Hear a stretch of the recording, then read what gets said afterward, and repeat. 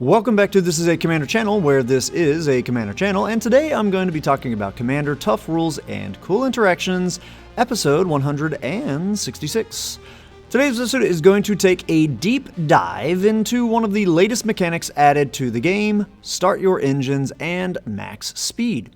Now, these new mechanics have gotten some flack by some players as yet another thing that you have to track that isn't a physical game piece on the battlefield, like Night and Day, Tempted by the Ring, Dungeons, and some other things, but I actually think it's a pretty cool one that you don't really need to learn a bunch of unlisted abilities like with the Ring Bearers, and it doesn't require as much micromanagement as Night and Day, so it actually might be kind of cool. So let's jump into what these abilities are deep down, and then let's look at some tricks that we can do with them. The section of the comprehensive rules defining these two things are 702.178 for max speed and then 702.179 for Start Your Engines. With Start Your Engines, we have gained a new state-based action for the game, and that is that Start Your Engines is a static ability. If a player controls a permanent with Start Your Engines and that player has no speed, their speed becomes 1 the next time that SBAs are checked.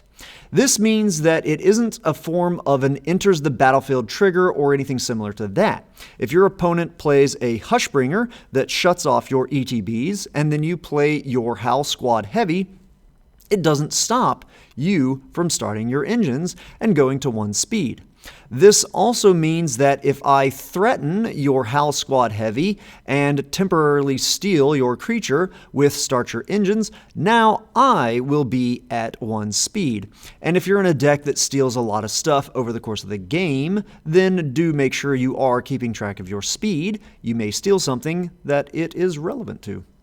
Now, the main thing that I want to cover in this episode is this next point, as it has what I think is the most game-impacting influence on the power of your speed decks, the potential of that deck. Your speed isn't an actual counter on you as the player. It's not like poison, radiation, or experience counters that can be proliferated to speed up that process, pun intended. But that doesn't mean that you cannot speed it up. So let's take a look at the next bit of important CR, that is section 702.179D, that states, there is an inherent triggered ability associated with a player having 1 or more speed. This ability has no source and it is controlled by that player. That ability is, whenever 1 or more opponents lose life during your turn, if your speed is less than 4, your speed increased by 1. This ability triggers only once each turn.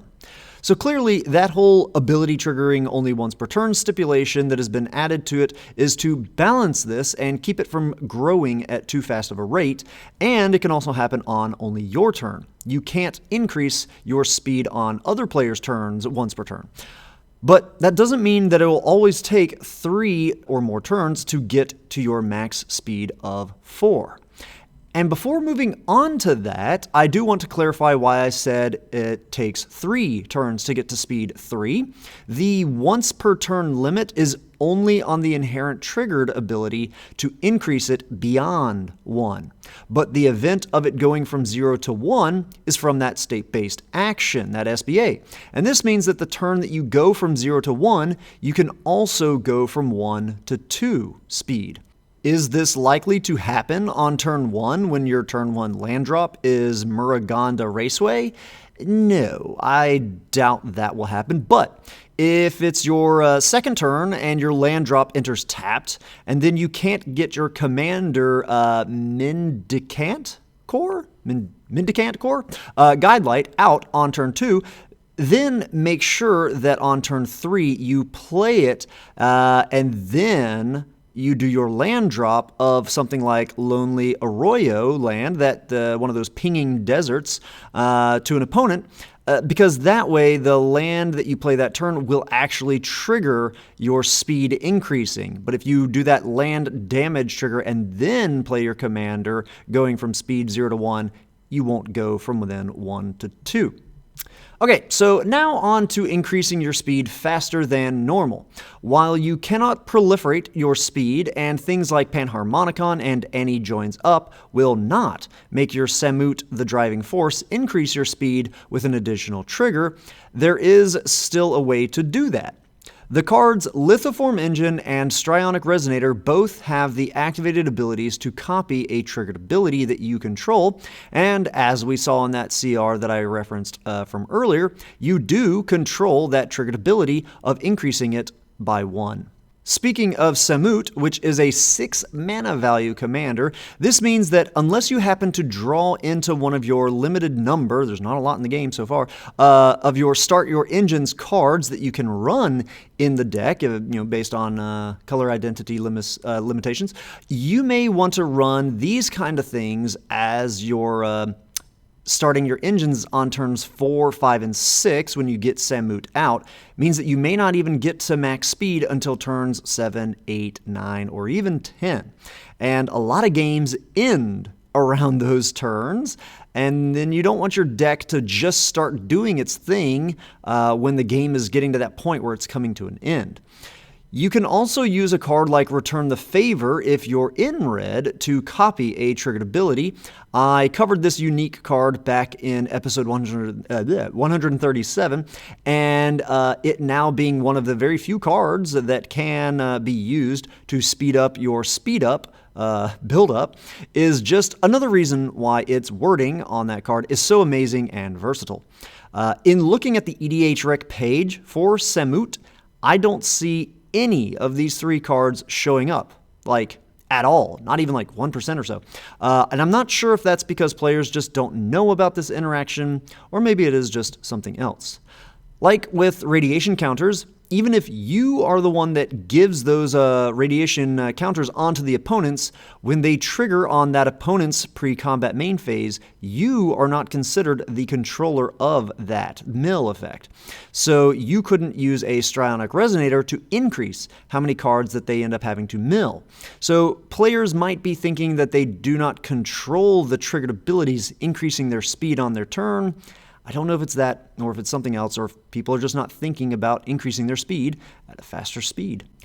Also, the stipulation that they cannot trigger more than once per turn doesn't stop you from using these kind of cards to make a copy of the trigger. If it was worded as such that this ability resolves only once each turn, then we would have a problem. But copying a trigger doesn't mean that it has triggered twice or any additional amount of times.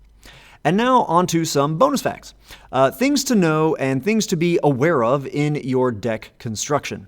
First one, Zerda the Dawn Waker is a very popular companion for a lot of decks out there, but it does have a deck building construction requirement. It places that onto your deck in order for it to be your companion, and that is that each permanent card in your starting deck has an activated ability. So if Zerda is your companion, then could you run a card like End Rider Catalyzer that has Start Your Engines, and then it also has max speed of tap, add red to your mana pool? So we need to then check the ruling for max speed, and it says in section 702.178a, a max speed ability is a special kind of static ability. Max speed ability means as long as your speed is 4, this object has ability. The companion check is something that is done before the game starts, during your deck construction, and that means that you do not have any speed at that time when you're building your deck and before the game begins. And so the Catalyzer does not have an activated ability before the game begins, and it is not going to be a legal card for a deck with Zerda as a companion. Similar to this, if you control a Howl Squad heavy, but are at 3 or less speed, then that means that you cannot use a card like Mage Right's Stone to untap that heavy. It says to untap target creature that has an activated ability with tap in its cost. Well, the heavy doesn't have that ability until you are at max speed. So no surprise blockers or anything like that with that Mage Right Stone. Speaking of max speed, some of the Start Your Engine cards don't have a max speed ability on them, but instead they just care about what your current speed is. Like the card The Speed Demon that says, at the beginning of your end step, you draw X cards and lose X life, where X is your speed.